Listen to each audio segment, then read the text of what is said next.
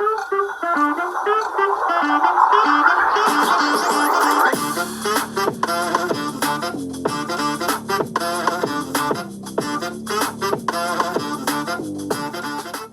begin drawing a character freehand, it is essential to map out the parts of the face that you'd like to draw. You typically start out with the shape of the face, and then you can continue from there. After drawing the shape of the face, neck, and then even the ears after that, you can start drawing the nose, the lips, the eyes, and then the eyebrows. The technique used to get proper proportions on your sketch is called grid mapping. This technique can help you visualize where you want to put your features. Not only is this a technique that is essential from drawing from your imagination, but it is also very important and it can be very useful when you're actually drawing from a reference photo. As you can see here, I filled in the lines and made the eyes, the nose, and the lips.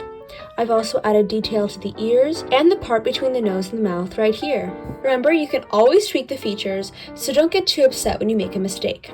For example, I think that these lips look a bit too big, so I'm either going to part them or I'm going to make them a bit smaller. As you can see, adding just a little bit of detail can really change the piece and bring it to life. I also wanted to touch upon how changing simple details, like how long the eyelashes are, can really make a difference to how the eye looks. Here, you can see the eyelashes are very long, but in this one, they are much shorter.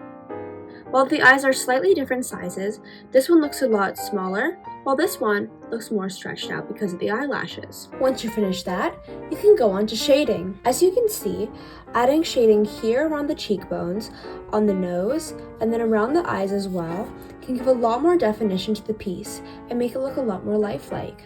After you're finished shading, you can always add other details like hair. For example, I made a little bun for my character.